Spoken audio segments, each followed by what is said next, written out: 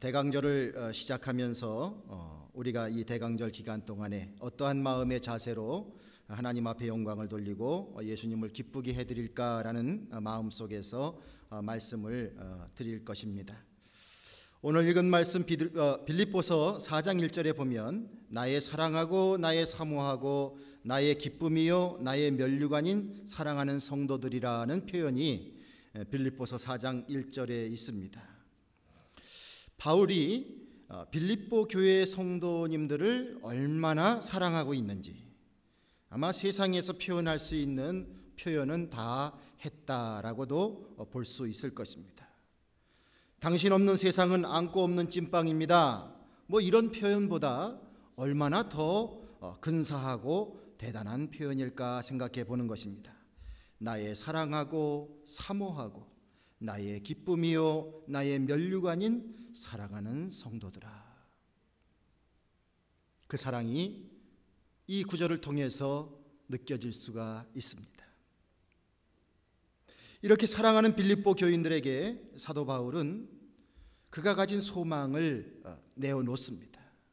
그 소망은 바로 무엇이냐면 그 교인들이 사랑 안에서 하나가 되는 모습을 보고자 하는 것입니다.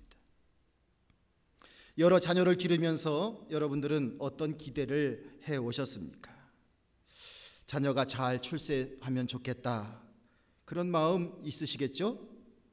또 다른 자녀들보다 좀 더 똑똑했으면, 이런 생각도 하시게 될 것입니다. 우리 할머니 할아버지들은 자기 손주들이 제일 똑똑한 것 같아요.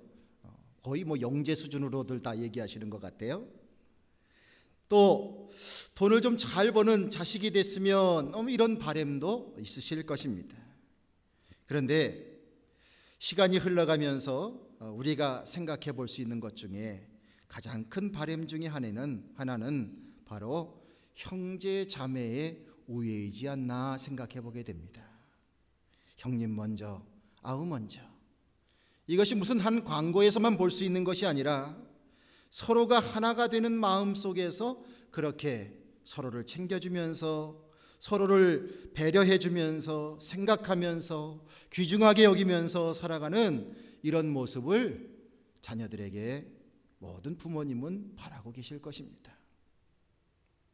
가정의 행복, 더 나은 가정의 미래, 이것을 생각해 보게 되면서 혹시라도 부모된 우리가 먼저 이 세상을 빨리 떠난다고 할지라도 자녀들이 마음을 합쳐서 세상을 함께 헤쳐나가면서 그렇게 살아가기를 바라는 마음을 우리는 모두가 갖고 있을 것입니다.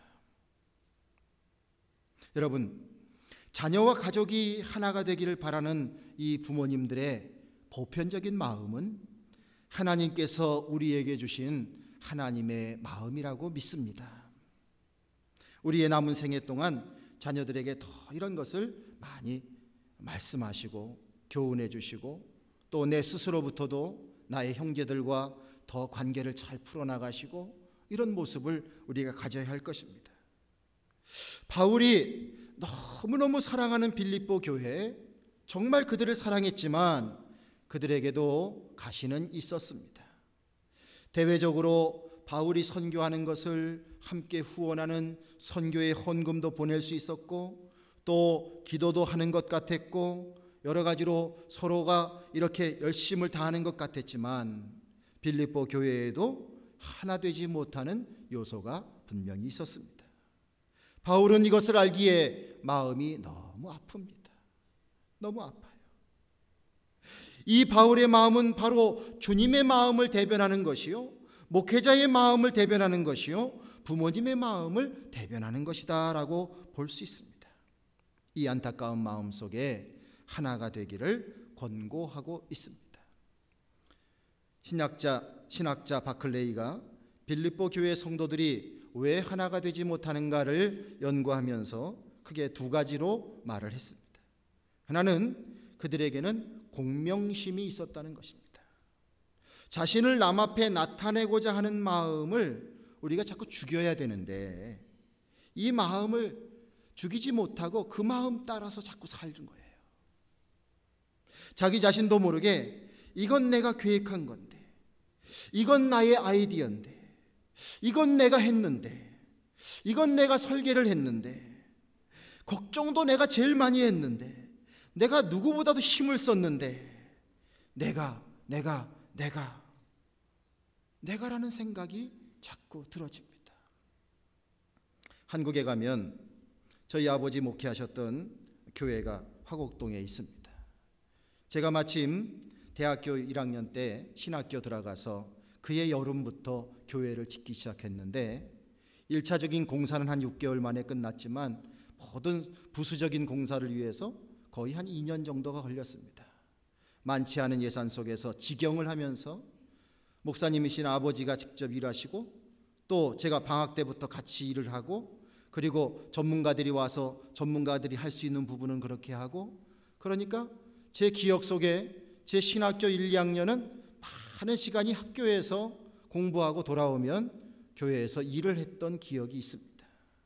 그러기에 누구보다도 거기에 있는 건물의 구조를 제가 잘 아는 거죠. 심지어는 지금 이렇게 억지로 애를 써보려고 하면 화장실 배관했던 것까지도 기억이 나는 것 같아요. 자, 가끔씩 가게 되면 거기에 딱 들어서게 될 때 제 마음속에 무슨 마음이 들었습니까? 제가 거기서 일했던 것이 떠오르게 되죠. 그리고서 내가 이만큼 했는데 이런 생각이 저도 모르게 찾아오게 되는 것이지요. 그것이 교만으로 발전하면 안 되겠죠.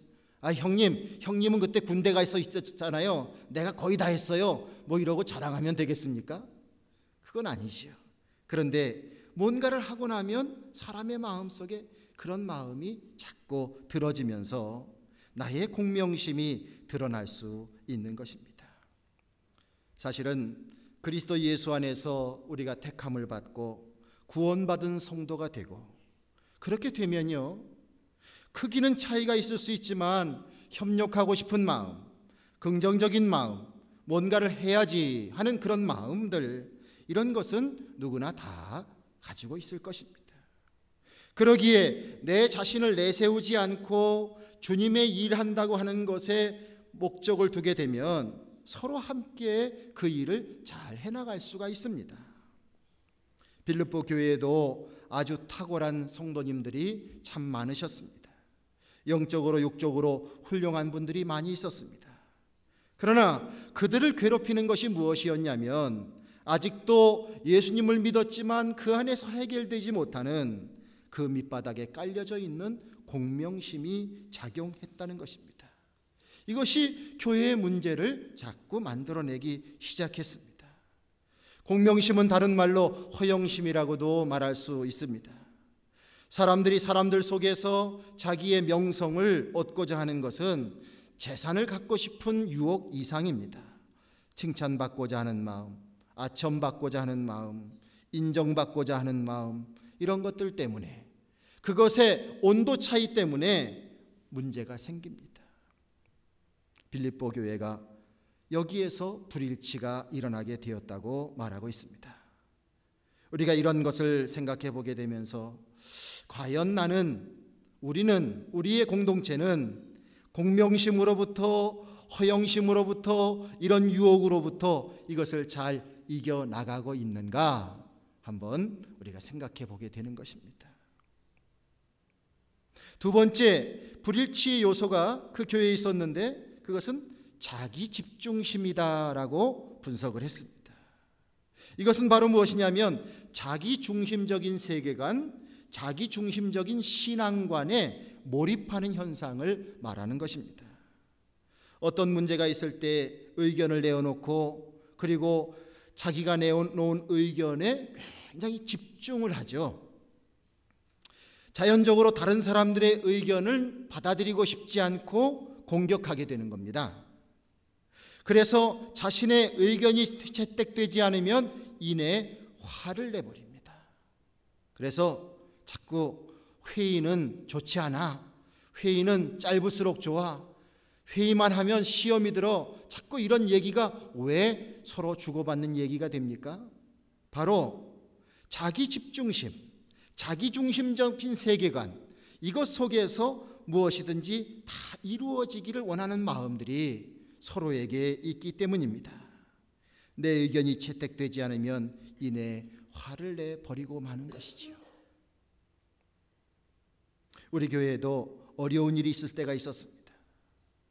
그 교회의 어려운 일들을 해결하기 위해서 나름대로 좋은 의견들이 있었습니다. 그런데 특별히 더 함께 모두가 모여서 회의를 좀 꼭 했으면 좋겠다고 너무너무 간청을 하시는 분들이 있었습니다. 그래서 그 의견을 받아들여서 회의를 하게 되었습니다. 그런데 그 회의를 하자고 말씀하시는 분들이 이렇게 얘기했습니다. 목사님, 회의가 열려지고 저희들이 어떤 안건을 낼 것인데 이 안건이 혹시 받아들여지지 않는다고 할지라도 저희는 그 의견을, 그 회의의 결과를 따르겠습니다. 그렇게 본인들 스스로 먼저 약속을 하고 회의를 했습니다. 자, 그런데 회의를 정작 열고 나서 내려진 결론은 그 회의를 열자고 했던 분들의 주장이 받아들여지질 않았습니다.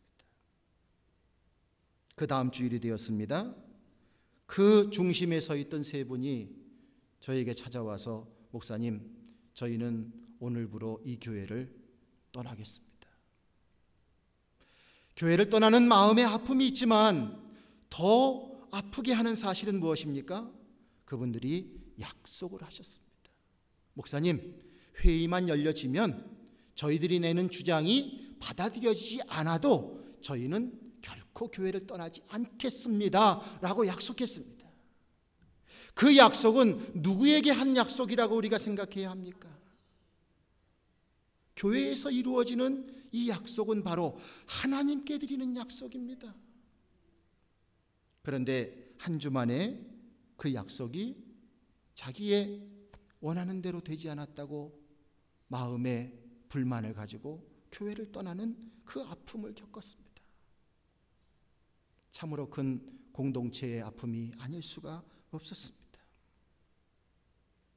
자기중심적인 세계관, 자기중심적인 신앙관, 여기에서 우리에게는 분열이 시작이 됩니다. 신앙생활마저도 바리새인들이 자기들 것만이 옳다고 주장하는 것처럼 그렇게 흘러가게 되는 것이죠. 여러분들, 우리는 자기 집중심을 어느 정도는 내세울 수 있어야 하지만 또 어느 정도는 거두어 드릴 수 있는 그 지혜와 그 믿음과 그 아량도 우리에게는 반드시 필요한 줄로 믿습니다. 상대방을 인정하면서 따라와 줄 수 있는 그런 마음도 우리에게 분명히 있어야 되는 것이지요. 한 해에 교회의 여러 리더가 되시는 분들이 있습니다. 성도님 여러분들, 뭐 저뿐만이 아니라 우리 교회의 여러 리더십을 가지고 계신 성도님들이 어떤 일을 하실 때에 여러분들 가능한 한 믿음으로 따라주시길 바랍니다. 잘못된 일을 하자고 하는 것에 대해서는 거기에 대해서 기도하면서 조언을 해야 될 필요가 있겠지만 이렇게 할 수도 있고 저렇게 할 수도 있는 문제라고 하면 좀 인정해 주면 좋겠어요. 그래야 거기에 하나님의 놀라운 은혜와 평강이 임하게 되는 줄로 믿습니다. 영리한 사람들이 모인 교회가 빌립보 교회였습니다. 그런데 그 영리함이 자기에게 도취되어 자기에게 집중되어 있다 보니까 교회가 분쟁하게 되었다는 사실이지요. 이 모습이 주님과 바울의 마음을 안타깝게 만들었습니다. 저는 이렇게 생각해 봤습니다. 똑똑한 사람이 모였다고 주님이 기뻐하실까? 목사님들 가운데에서는 유학 왔다가 목회를 하시는 분들이 많이 있습니다. 어떤 분들 하시는 말씀이, 제가요 목회하던 곳은 교인이 뭐 5, 60명밖에 안 됐는데 그 중에 30명이 박사였어요. 이렇게 얘기하시는 분들도 있더라고요. 저 외진 곳에 종합대학교가 있는데 거기에 유학 오셔가지고 그렇게 공부하시는 이제 그런 배경 속에서 목회하시는 분들이 얘기하시는 겁니다. 똑똑한 사람이 모였다고 그 교회를 주님께서 기뻐하시는 것일까? 나는 과연 이 시대 속에, 지금의 상황 속에 지식의 사람인가 아니면 지혜의 사람인가? 하나님께서는 어떤 사람을 더 찾으실까? 아무래도 제 마음속에 내려지는 결론은 이 시대 속에 하나님께서 찾으시는 사람은 덕을 끼치는 지혜의 사람이라고 여겨집니다. 과연 내가 그런 사람으로 변화되고 있는지 빌립보 교회를 바라다 보면서 다시 한번 생각해 보게 되는 것입니다. 여러분들, 어떻게 하나가 될 수 있을까? 서로 많은 것이 다른데 어떻게 하나가 될 수 있을까? 왜 이렇게 하나가 되는 것을 자꾸 주장하겠습니까? 하나가 되어야 살아나기 때문입니다. 하나가 되어야 하나님의 뜻을 이룰 수 있기 때문입니다. 하나가 되어야 견딜 수 있기 때문입니다. 그런데 우리는 참 다릅니다. 무엇으로 하나가 될 수 있을까? 출신끼리 같은 사람끼리 모이면 될까? 성씨가 같은 사람끼리 모이면 될까? 고향이 같은 사람끼리 모이면 될까? 동문들끼리 모이면 될까? 잠시의 효과는 있을지 모릅니다. 그러나 우리는 다 압니다. 이런 모든 것이 얼마나 일시적인 것인지를 우리가 알고 있습니다. 오늘 본문 말씀 속에 2절부터 4절까지는 이런 말씀을 해주고 있죠. 마음을 같이하여 같은 사랑을 가지고 뜻을 합하며 한 마음을 품어 아무 일에든지 다툼이나 허용으로 하지 말고 오직 겸손한 마음으로 각각 자기보다 남을 낮게 여기고 각각 자기 일을 돌아볼 뿐더러 또한 각각 다른 사람들의 일을 돌아보아라고 말하고 있습니다. 2절부터 4절까지 있는 말씀을 그대로만 실천할 수 있다면 자, 하나가 되는 일이 이루어질 것 같아요? 아닐 것 같아요? 이루어지겠죠. 그런데 말씀이 문제가 있는 것이 아니라 이 말씀이 우리 안에서 실천되는 것이 문제가 있다는 겁니다. 마음을 같이 하고 같은 사랑을 가지고 뜻을 합할 수 있는 것은 어떻게 될 수 있을까? 우리가 깨달아야 되는 것은 그것은 바로 이런 아름답고 귀한 말씀이 있지만 이 말씀이 우리 안에서 이루어지기 위해서는 그것은 우리가 함께하는 이곳이 내 자신이 중심이 아니라 바로 예수님이 교회의 중심이 되어야 된다는 사실인 줄로 믿습니다. 교회에서는요, 파벌이 있어서는 안 됩니다. 저도 태어나면서부터 지금까지 교회를 많이 경험해 봤습니다. 파벌은 결국 몸의 암덩어리와 같이 돼요. 자연스럽게 형성될 수도 있고 의도적으로 형성될 수도 있습니다. 그런데 그 파벌이 결국은 몸을 죽이는 암덩어리가 되는 것처럼 교회도 그렇게 되는 것을 많이 보게 됩니다. 그러기에 주님의 뜻만이 예수님이 교회의 중심이 되기 위하여 우리는 주님의 뜻 앞에 무릎을 꿇어야 합니다. 내가 이런 주장을 하고 다른 사람이 저런 주장을 할지라도 결국은 예수님의 뜻이 있다면 그 예수님의 뜻 앞에 무릎을 꿇어야 되죠. 예수님의 뜻이 무엇인지 잘 모를 때에는 무릎 꿇고 더 기도해야 되죠. 하나님의 말씀을 깊이 묵상해야 되죠. 합심하여 기도하고 말씀 듣고 성경을 함께 나누고 공부하고 전도하고 봉사하고 이렇게 하면서 그 가운데에서 예수님을 중심으로 한 하나의 비전을 우리가 갖는 것입니다. 공유되는 마음을 갖는 것입니다. 그 마음 가지고 앞으로 나아가야 하는 것입니다. 여기서 하나가 될 수 있는 것이지요. 특별히 겸손한 마음으로 남을 나보다 낫다고 여기라고 했습니다. 다툼, 허용 피해야 되고요. 선의의 경쟁 때로는 좋습니다. 교회의 어떤 목표를 이루기 위해서 막 서로 경쟁할 때 있잖아요. 그런데 선의의 경쟁도 사실은 사탄이 역사할 수 있는 굉장히 그러한 좋은 도구입니다. 공동체가 파괴될 수 있습니다. 남을 나보다 낫다고 여길 수 있는 것. 우리는 대개 상대방이 나보다 못하다는 생각 속에 무시할 때가 있습니다. 그런데 가만 생각해 보십시오. 내가 무시하는 그 사람에게는 내가 할 수 없는 일이 있습니다. 집안에 어떤 아들이 얼마나 잠이 많은지 그냥 집안 식구들이 다 불만에 젖어 있었습니다. 부모님도 얼마나 못마땅했는지 몰라요.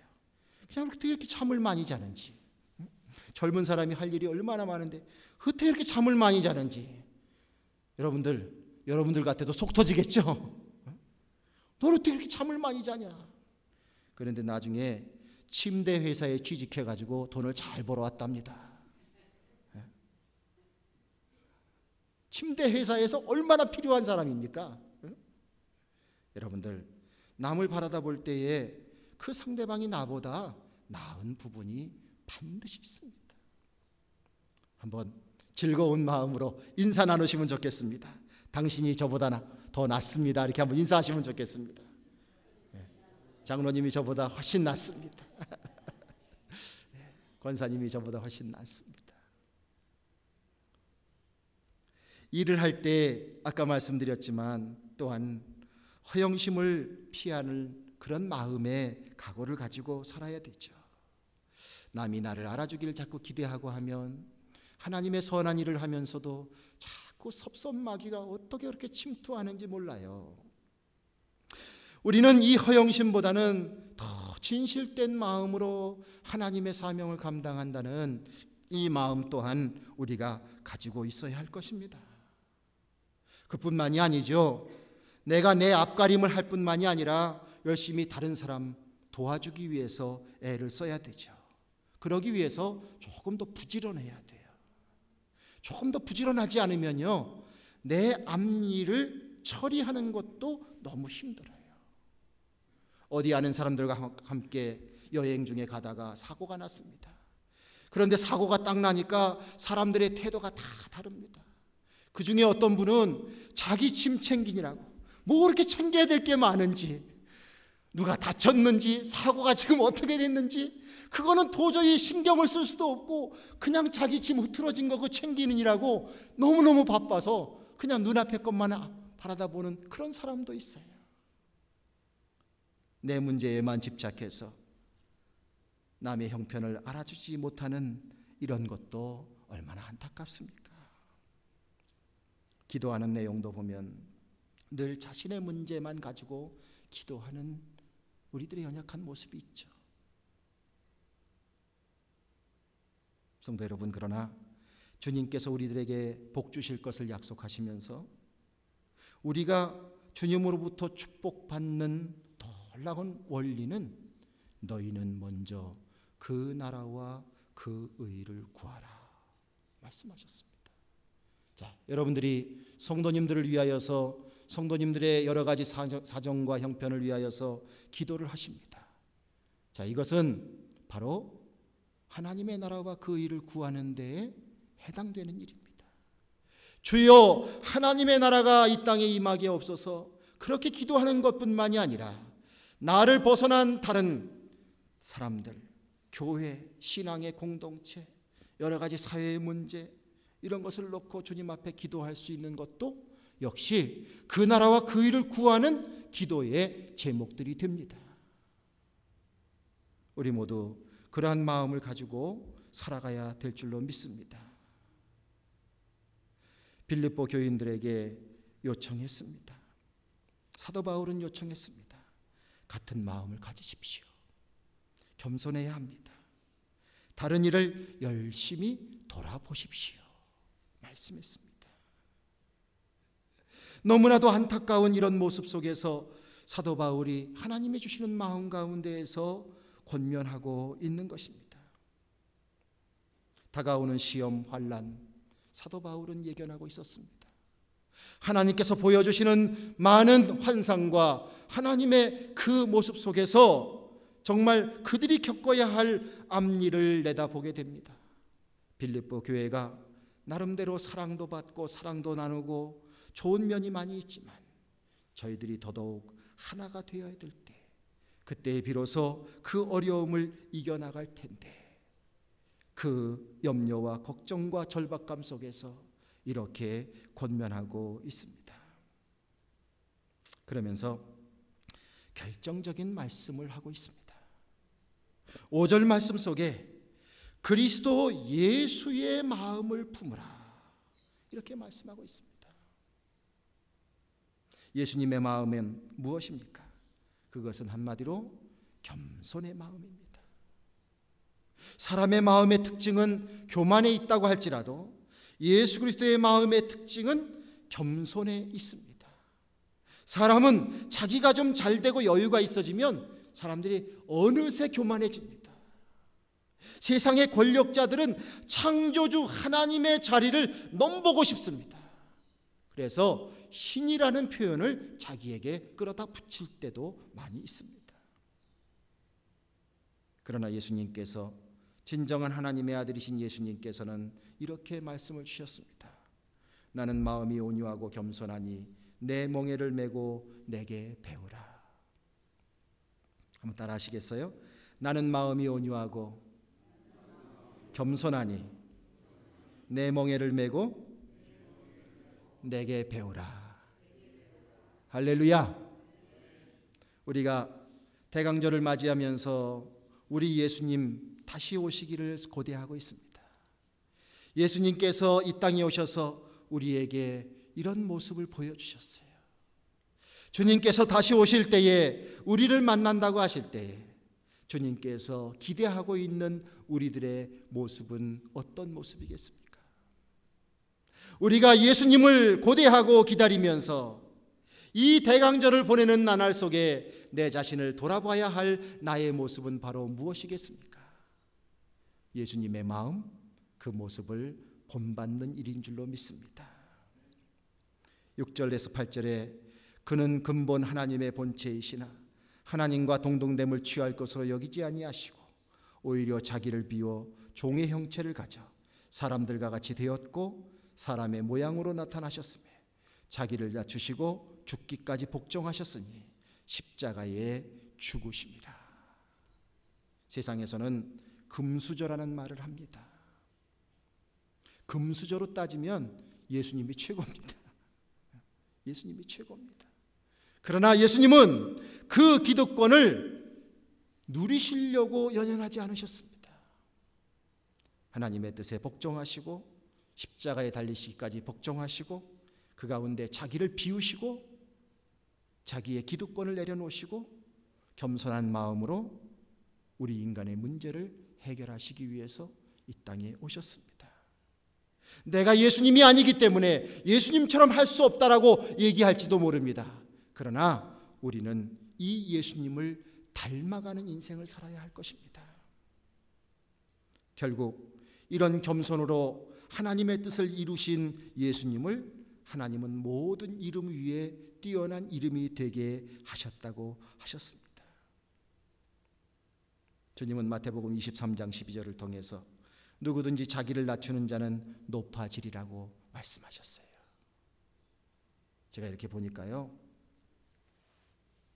다른 사람은 나를 지켜 세워주지 않는데 스스로 자기가 자기를 높다고 얘기하는 사람만큼 추한 사람이 없더라고요. 스스로 자기 자신을 남들 앞에 높이려고 하는 사람만큼 참 어색한 사람도 없더라고요. 그런데 주님께서 우리에게 약속하셨습니다. 누구든지 자기를 낮추는 자는 높아지리라. 왜 이 말씀을 하십니까? 우리 주님께서 우리를 그렇게 만들어 주신다고 약속하고 계신 것이지요. 겸손하면 겸손할수록 우리를 비천하게 내버려 두지 아니하시고 모든 강한 자를 부끄럽게 만드시는 도구로 사용하시면서 우리를 쓰시겠다고 약속하시는 것이 바로 주님의 약속입니다. 성도 여러분, 주님이 뜻이 계셔서 우리 교회를 이곳에 세우셨습니다. 그리고 우리를 부르셨습니다. 교회가 무엇입니까? 교회는 어디에 있습니까? 바로 여러분과 제가 교회의 하나이지 않겠습니까? 이 교회가 하나된 모습으로 하나님의 뜻을 이루어가야 할 것입니다. 은혜의 역사를 이루어가야 될 것입니다. 예수 그리스도께서 주신 사명을 마지막 때가 되어 갈수록 주님의 사명을 감당하는 그 사명이 우리에게 있어야 될 것입니다. 그러기에 이 귀한 일이기에 사탄의 방해와 시기도 만만치 않습니다.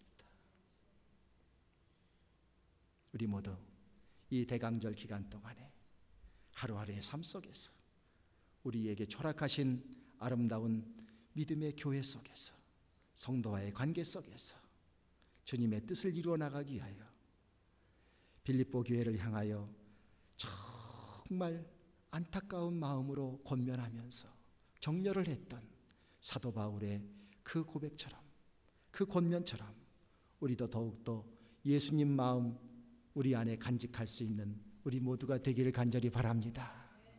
그래서 우리 예수님께 기쁜 마음의 선물을 드릴 수 있는 우리 모두가 되기를 주님의 이름으로 축원을 드립니다. 기도하겠습니다. 아버지 하나님, 한 주간의 삶을 주님 돌아봅니다. 세상에서 이런저런 일들로 우리들의 마음이 정말 고고해야 하고 깨끗해야 하고 그리고 순결해야 함에도 불구하고 많은 부분에서 죄도 저지르고 또한 먹지 말아야 될 마음도 먹게 되고 또 그런 말도 하고 살아온 저희들의 인생이었음을 주님 앞에 고백합니다. 주여, 회개합니다. 주님의 말씀 속에 잘못되었다고 하는 것을 깨닫습니다. 주여, 우리로 하여금 은혜를 더하여 주셔서 우리도 변화되는 사람들 되게 하여 주시옵소서. 우리의 교회를 세워주심은 하나님께서 하나님의 귀한 도구로 사용하시기 위한 하나님의 계획과 뜻이 있음을 믿습니다. 주여, 우리 교회가 서로 하나 되게 하여 주시고 정말 예수님의 마음, 겸손의 마음 속에 간직하게 하여 주셔서 서로를 돌아보며 서로를 격려하며 서로를 이끌어주며 뒷받침해주며 하나님의 뜻을 이루어 나갈 수 있는 저희들 되게 도와주시옵소서. 때때로 우리의 마음이 불쑥불쑥 악한 뿌리 속에서 악한 뿔들이 나옵니다. 주여, 성령의 불로 찢어주시고 새롭게 하여 주시고 못된 마음 들 때마다 성령께서 다스려 주셔서 아버지 하나님, 누가 보더라도 우리 포틀랜드 한인연합감리교회 주님의 몸을 이룬 우리의 교회가 주님의 순전한 어린 양과 같은 귀한 사람들 될 수 있도록 아름다운 신앙의 공동체가 될 수 있도록 주님 역사하여 주시옵소서. 나의 능력으로 하나님의 일을 이루는 것이 아니라 순종하는 자를 쓰시는 하나님의 역사가 순종하는 자들을 통하여 이루어지신다고 하는 이 믿음을 갖고 주여, 주님 앞에 순종하며 서로 함께 우애하며 서로 함께 사랑하며 주님의 뜻을 이루어 드릴 수 있는 저희들 될 수 있도록 함께하여 주시옵소서. 이 모든 말씀 우리 주 예수 그리스도의 이름을 받들어 기도드리옵나이다. 아멘.